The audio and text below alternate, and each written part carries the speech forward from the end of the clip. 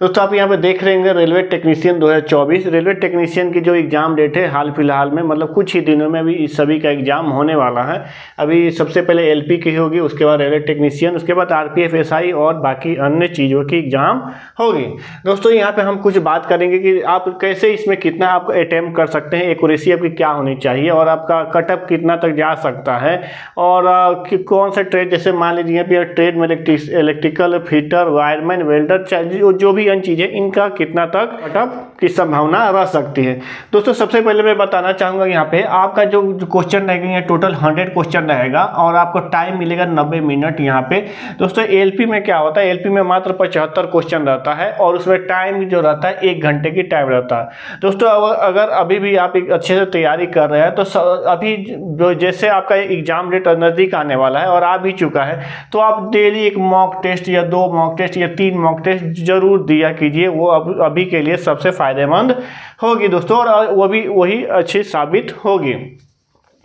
दोस्तों सिलेबस की बात करें, यहाँ पे देख लीजिए ये सिलेबस हो गया। सिलेबस की बात करें तो मैथ का जो क्वेश्चन होगा इसमें 25 क्वेश्चन रहेंगे और रीजनिंग से भी आपको 25 क्वेश्चन इसमें आएंगे। जीके और जीए की बात करें तो 10 क्वेश्चन रहते हैं और साइंस से आपको 40 क्वेश्चन रहते हैं। इसमें से न्यूमेरिकल जो क्वेश्चन होंगे, इसमें से न्यूमेरिकल 2 से 3 क्वेश्चन न्यूमेरिकल के आते हैं, मतलब साइंस, उसको भी साइंस में ही आता है। लेकिन न्यूमेरिकल क्या होता है, बहुत सारे बच्चे न्यूमेरिकल नहीं बनाते हैं, तो इसलिए उसको अलग एक लेकर चलते हैं कि 2-3 क्वेश्चन न्यूमेरिकल रहेगा इसमें।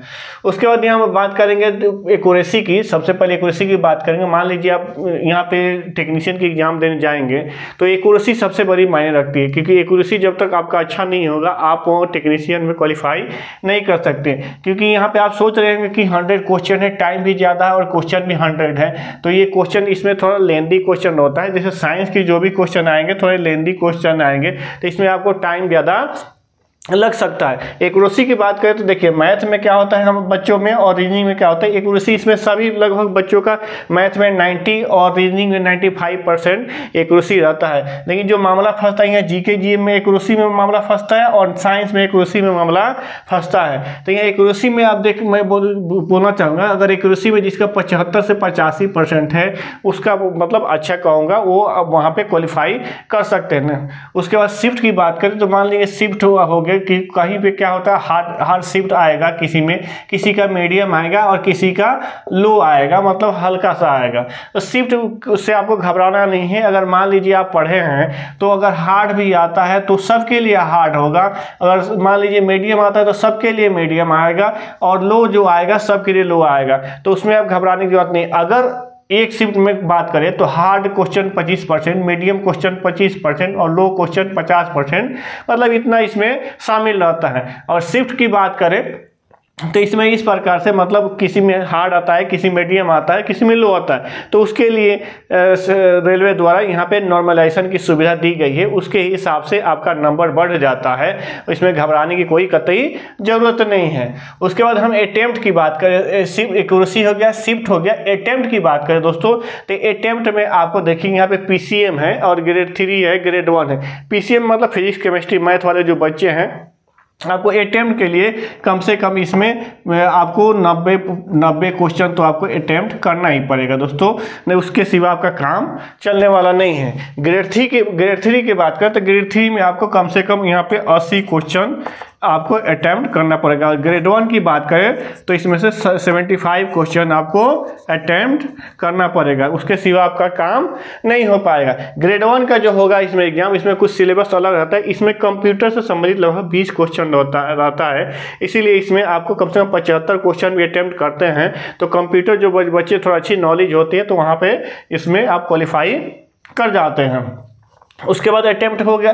तुक्के की बात करें दोस्तों, तुक्के बहुत सारे यूट्यूबर वीडियो डाल रहे हैं कि तुक्के लगाने के भी तरीके बता रहे हैं कि इस प्रकार से तुक्के लगाइए, उस प्रकार से तुक्के लगाइए। लेकिन मेरा तुक्का लगाने का तरीका अलग चीज़ है। देखिए तुक्का भी कम से कम ज़्यादा क्वेश्चन नहीं लगाना चाहिए। मान लीजिए आपके 100 क्वेश्चन है, 80 क्वेश्चन आप 80% एक्यूरेसी रख रहे हैं तो 4-5 क्वेश्चन आप देख सकते हैं तुक्के के लिए। लेकिन तुक्के के लिए 2 चीज़ होना चाहिए।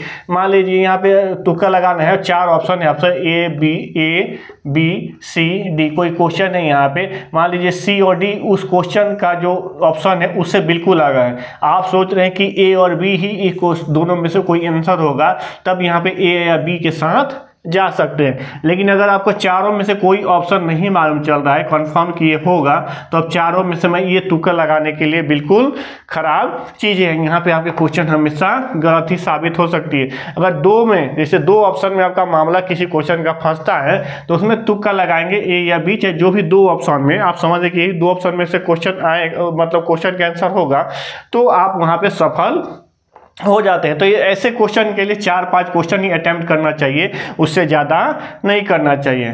कैटेगरी वाइज बात करें, मतलब यहाँ UR, EWS, OBC, SC, ST, दोस्तों हम बात करेंगे कैटेगरी वाइज। तो UR का जो UR को आपको जो अटेम्प्ट करना होगा, वहाँ पे UR के लिए कम से कम 90, EWS के लिए 80, OBC के लिए 80, SC के लिए 70 और ST के लिए कम से कम 75 क्वेश्चन अटेम्प्ट आप कर पाएंगे, तो आप सेफ हैं। मतलब वो अटेम्प्ट करने के बाद वो गलत सही हो तो बात की बात है, लेकिन जब तक यहाँ इतना अटेम्प्ट नहीं करेंगे तब तक आप सेफ नहीं रहेंगे, क्योंकि इतना अटेम्प्ट करने के बाद इसमें बहुत सारे क्वेश्चन भी गलत होंगे, तो आपका वहाँ पे नेगेटिव मार्किंग हो जाएगा।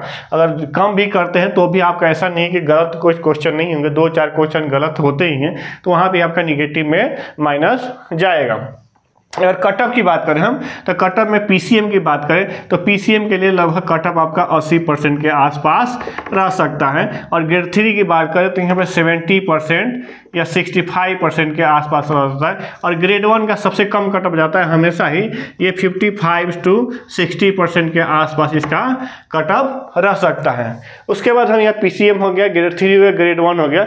PCM में भी मतलब यहाँ पे जब अटेम्प्ट करेंगे तो यहाँ पे कम से कम PCM में 90 क्वेश्चन आपको अटेम्प्ट करना पड़ेगा। ट्रेड में बात करें, जैसे मान लीजिए कि बहुत सारे बच्चे इलेक्ट्रिकल ट्रेड है, फिटर ट्रेड है, वायरमैन ट्रेड है, वेल्डर ट्रेड है, डीजल मैकेनिक है, ये क्या है बहुत ही पॉपुलर सब ट्रेड है। बहुत सारे बच्चे इसी ट्रेड से सब ITI किए हुए रहते हैं। तो ये क्या बच्चे होते हैं, इनमें जो कटअप जाएगा, इनमें जो कटअप जाएगा हाई जाता है दोस्तों। तो ये इलेक्ट्रिकल, फिटर, वायरमैन, वेल्डर, ये डीजल मैकेनिक से जो भी बच्चों ने फॉर्म डाला है, तो इसमें कम से कम 80% आपकी मार्क्स आनी चाहिए, या 75% मार्क्स अगर आता है तो आप बिल्कुल यहाँ पे आप सेफ रहेंगे। तो दोस्तों इस प्रकार थी रेलवे टेक्नीशियन 2024 की पूरी लेखा जोखा। इस प्रकार से अगर आप सोच रहे हैं तो हो सकता है यहाँ पर आप सफल हो जाएंगे। तो दोस्तों वीडियो कैसी लगी, प्लीज़ लाइक एंड सब्सक्राइब जरूर कर दीजिएगा और प्लीज़ शेयर जरूर कर दीजिएगा।